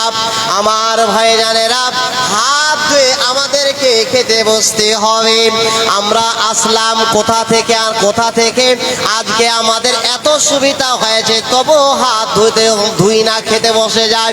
নবীর আদর্শ হলো, নবীর সুন্নাত হলো, যখন আপনি খেতে বসবেন সুন্দর করে হাতখানা ধুয়ে আপনি বসে যান। এবং ভাইজানেরা আমার, খাওয়ারও একটা নিয়ম আছে, তাহলে খাওয়ার নিয়মটা চট করে বলে দিন। আপনি প্লেট নিলেন আর প্লেটে ভাত দিয়ে দিল। বিশেষ করে আমাদের সমাজের মধ্যে বিয়ে বাড়িতে যখন যাই তখন আমরা ভ্রুক্ষেপ করলাম না, না না না না, আমি যখন কোনো কাজ করতে যাব, আমি খাবার যখন খেতে যাব তখন বিসমিল্লাহ বলে খেতে যাব এবং খাওয়ার আগে বিসমিল্লাহ, তারপরে ডান হাতখানা চেষ্টা করতে হবে, ডান হাত দিয়ে আমাদেরকে খেতে হবে। আজকে বিশেষ করে বন্ধু, আজকে অনেক যুবক ভাইকে দেখতে পাওয়া যায়, ওরে যুবক ভাই আজকে কেন ক্যান্সারের রোগী আজকে কলকাতাতে ভিড় মিটে না, আজকে কেন ব্যাঙ্গালোরে, আজকে কেন বোম্বাইতে এতগুলো চিকিৎসা, এতগুলো কেন অসুখ হয়ে গেল, আজকে কেন যাকে তাকে ক্যান্সার হয়ে গেল? আমার দাদু ছিলেন না, আপনার দাদুর বাপ ছিল না, ওদেরকে আপনি জিজ্ঞেস করুন তো, ও মা আমার বোন আমার, ওদেরকে আপনি জিজ্ঞেস করুন তো, ওরা ক্যান্সার বলে কোনো অসুখ জানতো কি জানতো না? না না না, তারা এরকম অসুখ জানতো না। বর্তমানে কেন অহরহ হয়েছে জানেন? আজকে যুবক ভাই আমার, আজকে আমার বিশেষ করে অনেক যুবতী বোন আছে, ওই তো ওদের সংখ্যা কম কিন্তু যুবকের সংখ্যাগুলো বেশি দেখতে পাওয়া যায়। এক হাতে সিগারেট আর একটা হাতে চা নিয়ে একই সাথে দুটো জিনিস কি করে হয়, দুটো হাতে কি করে আপনার হয়? ওরে এক হাতে চা আর এক হাতে সিগারেট একবার টানছে আর একবার এক ফোঁটা কি করেছে ওই চা গুলো খাচ্ছে। আমার বন্ধুরে আমার নবী বলছে, শুনুন শুনুন, আমার রাসূল বললেন, রাসূলের সামনে এক ছোট বাচ্চা, আপনি কত সাবালক আপনি অনুভব করেন, একটা ছোট বাচ্চা খেতে যাবে, খাওয়াটা তুলতে যাবে, ওই হাতখানা হয়েছে বাম হাত। আমার রাসূল চট করে ওই বাচ্চাটার বাম হাতখানা ধরে নিলেন, আর বাম হাতখানা ধরে নেওয়ার পরে বলছে, বাবুরে সোনারে, এই হাতখানাতে খেতে হয় না, এই হাতখানা খেতে হয় না, ওই ডান হাতখানা দিয়ে খাও। আমার ভাই জানেরা, আজকে বাবুরা যখন, মায়েরা, আমার বোনেরা, এটা হলো আপনাদের ব্যাপার। কেন আল্লাহ পাকের রাসূল বললেন, দায়িত্বটা একটা মহিলাকে অর্পণ করেছে। ওরে বাড়িতে বরকত নিয়ে আসবে কে? ওই মহিলাটা। যেই মহিলাটা বাচ্চা হলো, ওই বাচ্চাটাকে যখন খাবার খেতে দেবে, ওই খবরদার ভ্রুক্ষেপ করবে যে ছেলেটা, বাচ্চাটা আমার, শিশুটা আমার মেয়েটা বাম হাতখানা লাগিয়েছে না ডান হাতখানা লাগিয়েছে। ওই যদি বাম হাতখানা থাকে জানে না, তাহলে ডান হাতখানাতে শিখাতে হবে। খবরদার ওই প্রতিবাদ করতে হবে, এরকম করতে হবে যে যেন বাচ্চাটা ডান হাতে খেতে পারে, ডান হাতে খায়, এটা যেন সেই ট্রেনিংটা পেয়ে যায়। আমার ভাই জানেরা, সুন্নাতি খাবার হলো ওই থালাটাতে যখন ভাত দিয়ে দিবে, মাংস দেবে, আর কিছু দেবে, খবরদার এখান থেকে ওখানে, এখান থেকে ওখানে, মধ্যস্থল থেকে এইরকম না। আমার নবী বলেছে, খাওয়ার আদব হলো এক সাইড দিয়ে, এক দিক দিয়ে টেনে টেনে তুমি খাও। ওরে আমার মায়েরা, আজকে আমার বিশেষ করে খাওয়ার ব্যাপারে যখন এসেছে মা আমার, ওরে সুন্দর করে আপনি বলে, ও মা আমার, চালটা যখন ধুতে যাবে, খবরদার আপনার প্যাকেটের চাল বলে আপনি ধোবেন। আপনার স্বামীর টাকা আছে বলে ধোয়ার সময়তে যে ছোট চালগুলো ইত্যাদি অবশিষ্ট থাকে, ওই চালগুলো আপনি ফেলে দেবেন, ওই চালগুলো আপনি ফেলে দিবেন, চালিয়ে দিবেন। এইরকম খবরদার করবেন না, কেননা আসতে সবাই দেখে, যেতে কিন্তু দেখে না। এটা মানুষের প্রবাদ বাক্য। কি এখান থেকে বুঝাতে চাইছি মা আমার, বোন আমার, খবরদার আপনার স্বামীর টাকা আছে বলে আপনি চালগুলোকে ফেলে দেবেন, আপনার স্বামীর বাড়ির টাকা আছে বলে ওই ভাতগুলোকে আপনি ফেলে দেবেন। খবরদার ফেলবেন না। আমার নবীর আদর্শ হলো, যদি তোমার ভাত পড়ে যায়, তাহলে সেই ভাতটাকে উঠিয়ে খেয়ে নিতে হবে। তুমি জানো না ওই ভাতটার মধ্যে বরকত আছে, যে বরকত খানা করে যদি উঠিয়ে না খান, তাহলে পরে হয়তো আপনি বরকতের দানাটা খেলেন, যার কারণে আপনাকে গ্যাসের ট্যাবলেট খেতে হয়। ওই ভাতটার ভিতরে আল্লাহ তাআলা এত পাওয়ার দিয়েছেন, আল্লাহ তাআলা এত ওষুধের কাজ করিয়েছেন, যে আল্লাহ তাআলা রাসূল বললেন, ওই ভাতটাকে উঠে খেয়ে নাও। ওই ভাতটা যখন তুমি খেয়ে নেবে, তখন তোমার কি হবে? বরকতটা চলে গেল, দানাটা হজম হবে। কত আমি বলেছিলাম যে ওই মা, ওই বোনটা আমার, ওই বাবা আমার, ওই ভাই আমার, যদি খাওয়ার সময় এইরকম আদবের সহিত যদি আমরা খেতে না যাই, যদি আমরা না খাই, তাহলে বলুন তো কেন আমাদের বাড়িতে অভাব দূর হয়ে যাবে? অভাব কখনোই দূর হবে না। নাম্বার 6 হলো কি? দান করার পরে ফুটা দেওয়া। অনেকে আছেন, মায়ের আমার, আপনাদের মধ্যে বেশি কি, আপনার স্বামী যখন একটা কোনো মেয়ে লোককে, ওর মেয়ের বিয়ে দিচ্ছিল, কোনো একটা লোককে, আপনার বাড়ির পড়োশিকে যখন কি দিয়েছে, কিছু টাকা বা কিছু দিয়েছে, দান খায়রাত করেছে, আপনি চট করে মুখখানা খুলে দেন যে আমার স্বামী না হলে তো তুই তোর বেটির বিয়ে দিতে পারতিস না। তাহলে কেন এত গরম? এইরকম দেওয়া যাবে না। কেন আমার ভাই জানেরা, দান করার পরে যদি আপনি ফুটা দেন, নিজের ভূমিকে কি খাওয়া যায় ভাই? যায়। আমার ভাই জানেরা, যদি দান করে দিলেন আর দান করে দেওয়ার পরে যদি খোটা দেন, তাহলে বুঝে নেন যে আপনি যেন নিজের ভূমিটাকে আপনি ভূমি করলেন, আর ওই ভূমিটাকে আপনি খেয়ে নিলেন। নাম্বার 6 বিসমিল্লাহ বলে আমাদেরকে খেতে হবে। নাম্বার 7, বাড়িতে আমাদের কোরআন পড়তে হবে। দুর্ভাগ্যের বিষয় আমার মা এবং বোন, আপনার মেয়েটা, আপনার ছোট বাচ্চাটা, আপনি তো কি করছেন, আপনি বড় মোবাইলটা দিয়ে দিয়েছেন আপনার বাচ্চাকে ওই বাংলাদেশের কার্টুনগুলো দেখাতে। আপনি তো অভ্যাস করলেন না, কি বলে একটা মাওলানার কি দিব, ওয়াজ দিব, কিংবা কেরাত পাওয়া যায় কেরাতটা দিব। আমার নবী বললেন লা তাজালু বুয়ুতাকুম হাত্তাল মাকাবিরা। আমার রাসূল বললেন শোনো শোনো, যখন মানুষ মরে যায় কবরে দিতে যায়, আর কবর যখন দিতে যায় তখন বলে এটা হলো কবর, এটা হলো কবর। ওই আমার মা, ওই আমার বোন, আপনার বাড়িতে 24 ঘন্টা পরে যতক্ষণ পর্যন্ত জেগে থাকছেন ততক্ষণ পর্যন্ত বাজে বাজে নাটকগুলো আপনি বাংলাদেশে চালাচ্ছেন, আপনার ছেলেকে দেখাচ্ছেন। না না আমার ভাইজানেরা, আমার মায়েরা, খবরদার খবরদার। আমার আল্লাহ রাব্বুল আলামিন বলেন ইন্নাল হাসানাতা ইউযহিবুনাস সাইয়্যাত। আমার আল্লাহ বলছে বান্দারে, যখন তোমরা গুনাহ করো ওই গুনার সাথে যখন নেকি করো, নেকি যখন করতে থাকো, এই সমস্ত গুনাহগুলো আমার আল্লাহ তোমাদের ক্ষমা করে দেয়। আজকে বিশেষ করে কি বলতে চাইছি মা আমার বোনাবাদ, আজকে আমরা কবরকে কবর বলি, আসলে যে আপনার বাড়িটা কবর, আপনার বাড়িটা যে কবর হয়ে গেছে, আমার সাহস নাই আপনার বড় বাড়ি বলে আপনার বাড়িতে টাইলস বসা আছে, আপনার বাড়িতে মার্বেল বসা আছে। আমি একটা সাধারণ মানুষ, আমি একটা গরিব মানুষ, আমি একটা নিচু দরজার মানুষ, যার কারণে আপনার 3 তলা বাড়িটাকে আমি বলতে পারছি না এটা হলো একটা কবর। কেন আমাকে যেতে গেলে, আমাকে বলতে গেলে যে কালিয়াচকের থানাতে যেতে হবে, জেলে খাটতে হবে, আমার সাহস হয় না, আমার ভয়ে আমি বলতে পারি না। কিন্তু আমার নবী বলছে শোনো শোনো, দুনিয়ার বুকে তোমরা কবর দেখো, ওই কবরটা আসলে কবর না। আমার নবী বলছে যেই বাড়িটাতে কোরআন তেলাওয়াত হয় না, যেই বাড়িটাতে কোরআন পড়া হয় না, যেই বাড়িটাতে শুধু শুধু কি হয়, মোবাইলে গানগুলো হয়, বিভিন্ন রকমের পাবজি গুলো হয়, বিভিন্ন রকমের খেলাগুলো হয়, বিভিন্ন রকমের গেমগুলো হয়, বিভিন্ন রকমের আরো কার্টুনগুলো হয়। আল্লাহর কসম, আল্লাহর কসম, ওই বাড়িতে ওই রকম যদি থেকে যায়, তাহলে আমার রাসূল বললে শোনো শোনো, এটা বাহ্যিক দৃষ্টিতে হলো বাড়ি, এটা বাহ্যিক দৃষ্টিতে হলো গ্রামের ফার্স্ট বাড়ি, বাহ্যিক দৃষ্টিতে হলো এটা ভালো বাড়ি, কিন্তু আসলে সেটা বাড়ি নয়, সেটা হলো আসলে কবর। আসবে মরণ কখন কোথায়, আসবে মরণ কখন কোথায় কারো জানা নাই।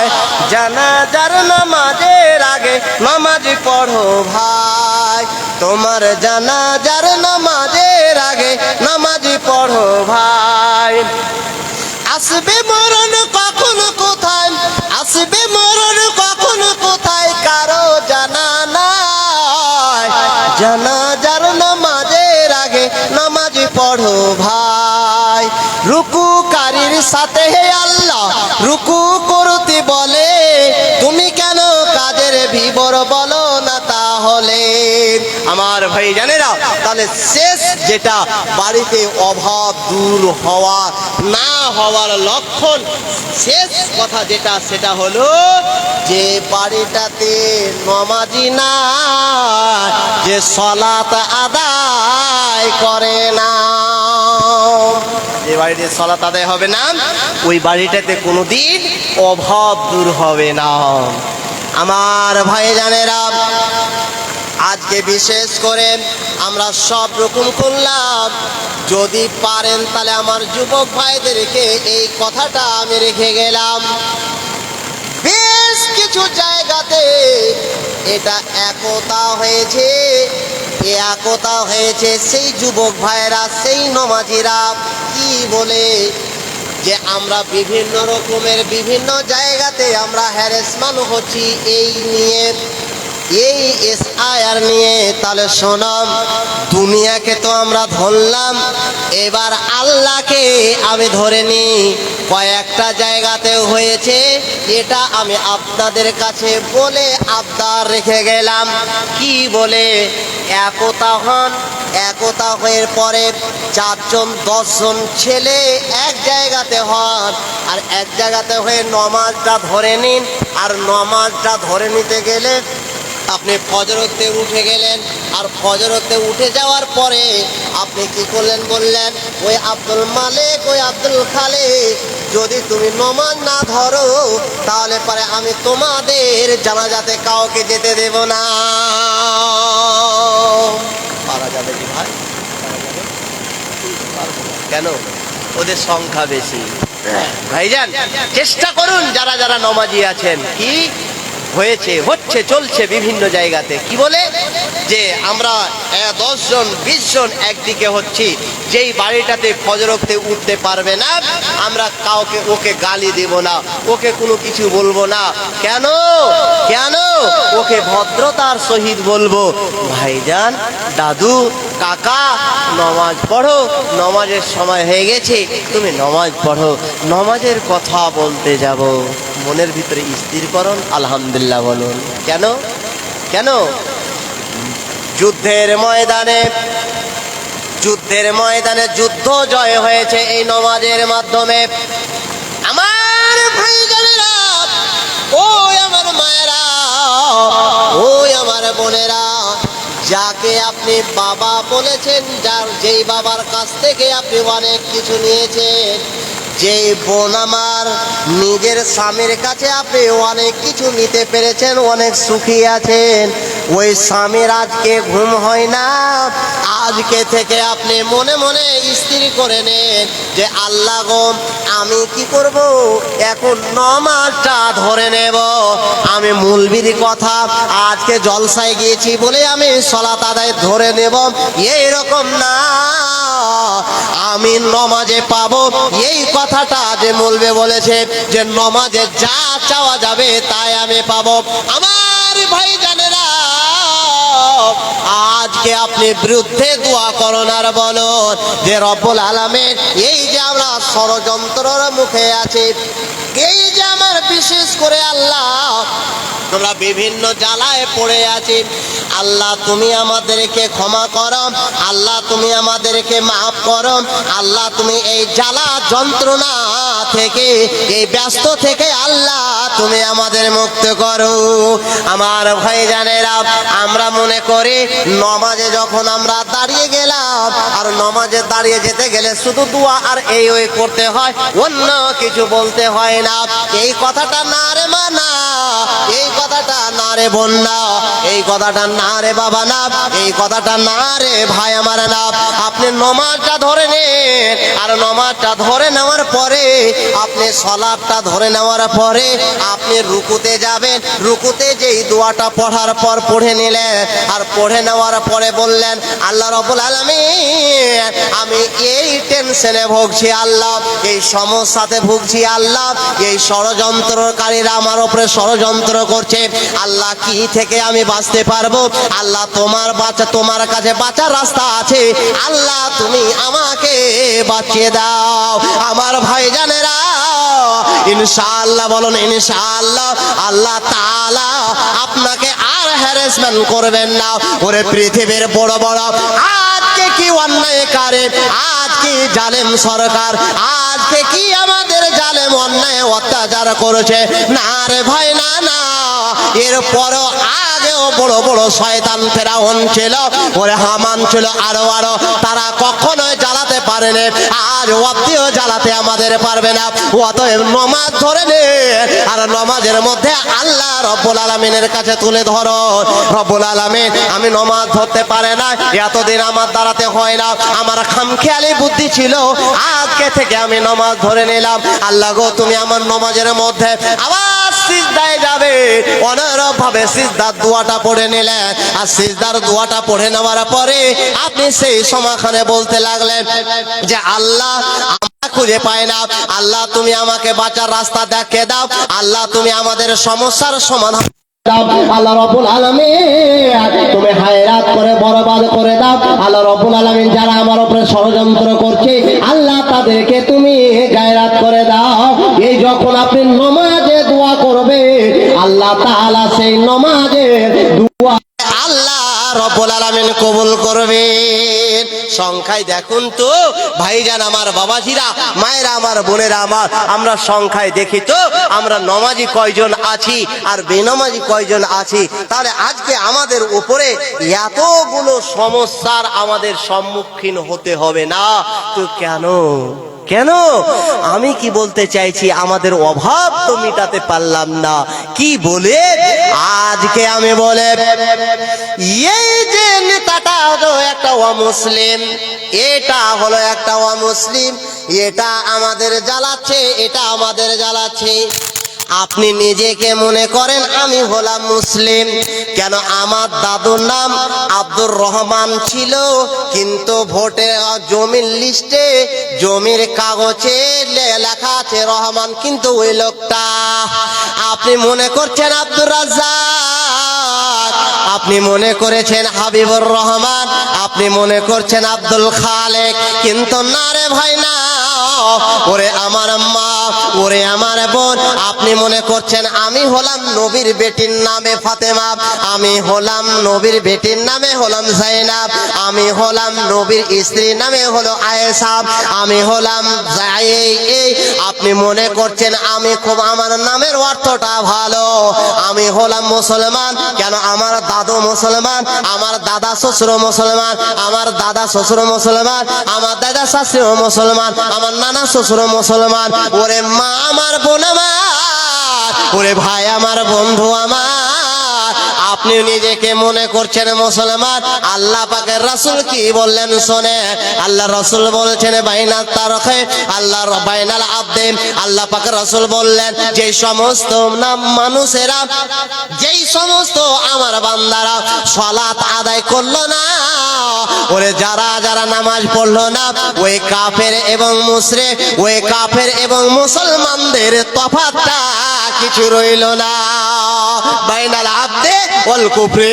তাহলে পারে যে আপনি বোন, আপনি মনে করছেন আমি খুব ভালো, আমার নামের অর্থ আমার শ্বশুর মুসলমান, আমার স্বামী মুসলমান, আমার দাদা শ্বশুর মুসলমান, আমার পদ্দাদা মুসলমান, আপনি যে নমাজ পড়ছেন না, আপনি কি ভ্রুক্ষেপ করেছেন? যার আপনি দুর্নাম করছেন যে ওটা হচ্ছে অমুসলিম, অমুসলিমা, তাহলে আপনি যে অমুসলিম হয়ে আছে এটা কে বলবে? এটা কে বলবে? আমার নবী বললেন, আমার নবী বলছে শোনো শোনাম, যে সমস্ত মানুষেরা নামাজ আদায় করলো না, আমার রাসূলের সাহাবী বলছেন ওরা হলো, আমার রাসূলের সাহাবী অধিকাংশ সাহাবীরা বলেন যে যারা সালাত আদায় করলো না, যারা নামাজ পড়লো না, তারা হলো কাফের। তাহলে ওদের আর আমাদের তফাৎটা কোথায় গো মা, কোথায় গো বোন? আজকে ওদেরকে গালি দিচ্ছি, আজকে নিজের চাওয়া পাওনাটা নেব বলে, কিন্তু ওদের দলে যে আমার নামটা চলে গিয়েছে, শুধু নামটা আছে উল্টা পাল্টা, কিন্তু অন্তর টন্তর সবই যে বডিটা ওর কাছে চলে গিয়েছে, তাহলে ওর আমি যে ভুল ধরবো, তাহলে এটা তো আমাদের ব্যর্থ। তাহলে আমাদের কি করতে হবে? বাড়িতে অভাব মিটাতে গেলে আমাদের প্রথম নাম্বার কি করতে হবে? আমাদেরকে সালাত আদায় করতে হবে। আজকে সালাত আদায় করার, আজকে নামাজ প্রতিষ্ঠিত করার সময় হয়ে গেছে। ভাইজারা আমার, বাবাজিরা আমার, মায়েরা আমার, বোনেরা আমার, অবশ্যই আপনারা চেষ্টা করুন যে আমরা সালাত যেন অবশ্যই আদায় করব, সালাত যেন ইনশাআল্লাহ আমরা প্রতিষ্ঠিত করব। সালাত বিহীন কোনো আমল হয় না। কিয়ামতের দিন আউয়াল মা ইউহাসাবু, আমার রাসূল বললেন প্রথমে যেই দিন কিয়ামতের দিন প্রথমে যেই হিসাবটা হবে, প্রথমে যে প্রশ্নটা হবে, সেই প্রশ্নটা হলো নামাজ বিষয়ে, সেই প্রশ্নটা হলো সালাত সম্পর্কে। তাহলে সালাত সম্পর্কে যে প্রশ্ন করা হবে, তাহলে আশা করি সালাতটা আমাদেরকে আদায় করতে করতে হবে। ভাইজান আমার, বাবাজিরা আমার, অনুরোধ রক্ষা করুন। আপনাদের কাছে এটাই আমার শেষ আবেদন, শেষ নিবেদন যে মা আমার, বোন আমার, এখন আমরা বেশিরভাগ মানুষ আজকে খুব কষ্টের সম্মুখীন পড়ে আছি। আপনার স্বামী, আপনার ছেলে কলিজার টুকরা হয়তো বাজারে ঘুরছে, আপনার ছোট দেওর বাজারে হয়তো ঘুরছে, আপনার ছোট মেয়েটা বাজারে হয়তো ঘুরছে, আপনার ননটা হয়তো বাজারে ঘুরছে। আপনারা সবই পারেন, আল্লাহ পাকের রাসূল বুখারী শরীফের মধ্যে বললেন, রিফকান বিল কাওয়ারিরা, মায়ের যাত্রা হলো নরম জাত, মায়ের যাত্রা হলো নরম জাত। অতএব যখন নরম জাত, আপনারা মা আমার, বোন আমার, নরম অন্তরের মানুষ যতগুলো আছেন, এখানে অনেকগুলো সংখ্যাতে আছেন মা এবং বোন, আপনাদের কাছে শেষ আমার আবেদন এটাই যে আজকে প্রায় জায়গাতে একতা হচ্ছে এই শাস্তি থেকে বাঁচার জন্য। নমাজ ধরে নিয়েছে, আপনারা স্বামী যে নমাজ পড়ে না, আপনার শ্বশুর যে নমাজ পড়ে না, আপনার ছেলে যে নমাজ পড়ে না, এটা আপনাদেরকে আমি পরামর্শ হিসাবে দিয়ে গেলাম যে আপনারা অবশ্যই বলবেন যে গ্রামে এরকম একতা হওয়া দরকার আছে, এরকম একতা হওয়া প্রয়োজন আছে। যে কি আমরা একতা হয়ে এখন সালাতটা ধরে নিই, সালাতটা যদি ধরে নিই তাহলে বিপদের সম্মুখীন থেকে আমরা মুক্তি পেয়ে যাব। দুশমন কি নিশ্চিহ্ন হয়েছে, দুশমন নিশ্চিহ্ন হয়েছে, বরবাদ হয়েছে, ছারখাত হয়েছে একটা মাত্র আল্লাহ পাকের রাসূলের কথা অমান্য করার কারণে। ইতিহাসে আপনারা যতগুলো যুদ্ধ পড়েছেন, সব যুদ্ধের ময়দানে মুসলমানেরা জয় হয়েছে কেবলমাত্র আল্লাহ পাকের রাসূলের একটা বাক্য, একটা কথাকে অমান্য করার কারণে। সেই উহুদ প্রান্তরে মুসলমানদের ক্ষতি হয়েছে, মুসলমানদেরকে মার খেতে হয়েছে। আমরা ওই সৈনিকের সৈনিক, ওই আমরা মুজাহিদ এখনো বেঁচে আছি। তাহলে বাবাজিরা, ভাইজানেরা, আপনাদের কাছে আমার বিশেষ অনুরোধ, আপনারা যুবক, আপনারা একতা হন, একতা হয়ে সালাতটা আদায় করুন। আর সালাতটা আদায় করে দুশমনের প্রত্যাখ্যান করার আপনারা দোয়া করুন।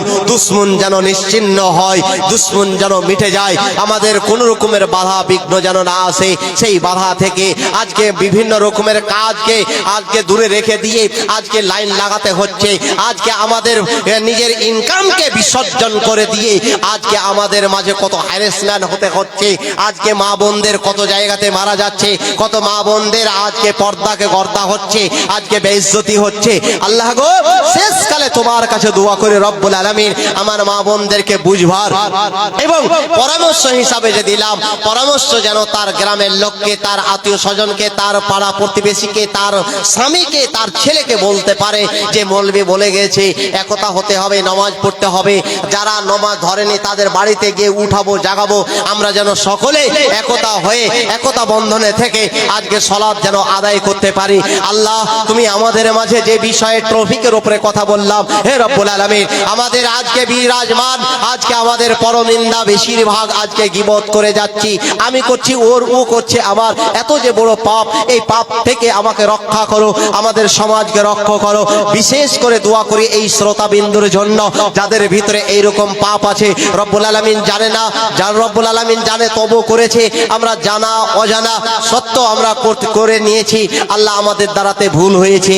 আল্লাহ, তুমি আমাদের সকলকে এই পাপ থেকে বাঁচার, সকলকে পাপগুলোকে ক্ষমা করার তুমি তৌফিক দাও, এই আশা রেখে আজকের বক্তব্য ইতি টানলাম। ওয়ামা আলানা ইল্লাল বালাগ। আসসালামু আলাইকুম ওয়া রাহমাতুল্লাহ।